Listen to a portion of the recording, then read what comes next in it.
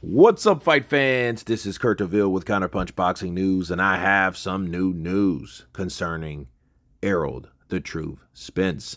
Errol the Truth Spence states that he feels like he's on borrowed time, and he doesn't have time to wait around for tune-ups.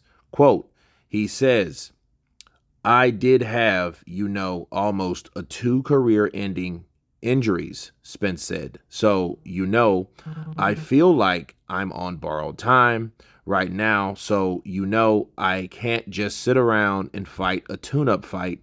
And then, God forbid something may happen or anything like that. So, send me straight in there with the other sharks, And I feel like Ugas, he's a tough fighter and he's going to come to fight.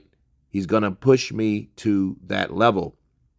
And that's what I want in training camp and everything. I want an opponent that's going to push me, because I knew if I fight in a tune-up fight or anything like that, like I could, sneak snacks in at night and, do other stuff, because, I'm not fighting someone that I like or that I feel like that's on my level. But I'm fighting someone who's on my level, so I'm 100% prepared.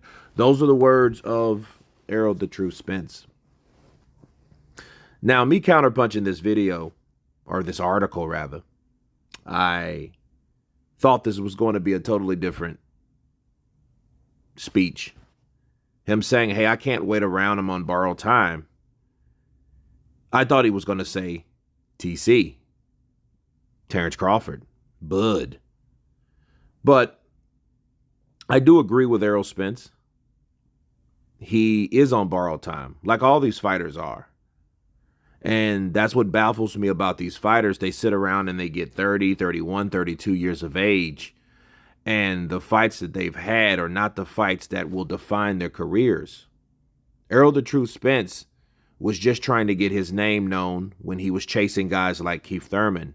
Well, when other guys like Terrence Crawford started chasing him, the energy changed.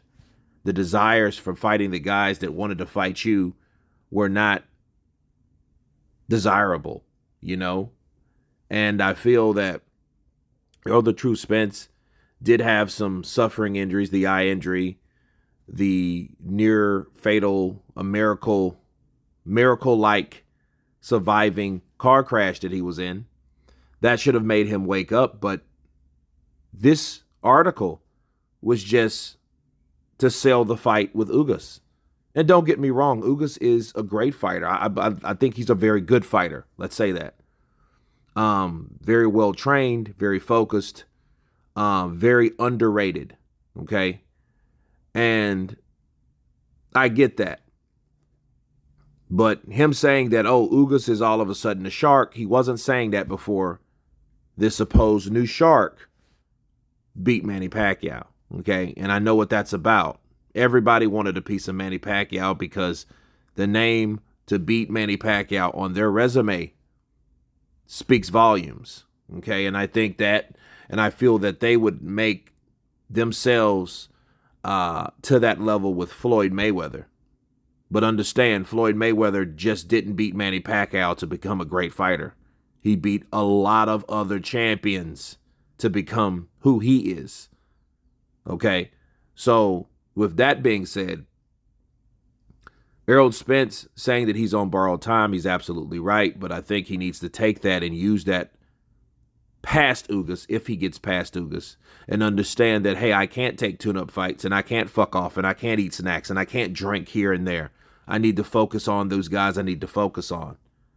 Not just Ugas, but everyone else that you consider a shark. And the amazing thing is, in this article, Terrence Crawford's name was nowhere to be found. So when he says other sharks, but only mentions one, it makes you think, well, who are the other sharks are you referring to? That's the million-dollar question about this article. I'll leave the link below. You guys tell me what you think about Errol Spence saying that he cannot wait around. He's on borrowed time. Of course, please subscribe. And you guys been Counterpunch. Peace.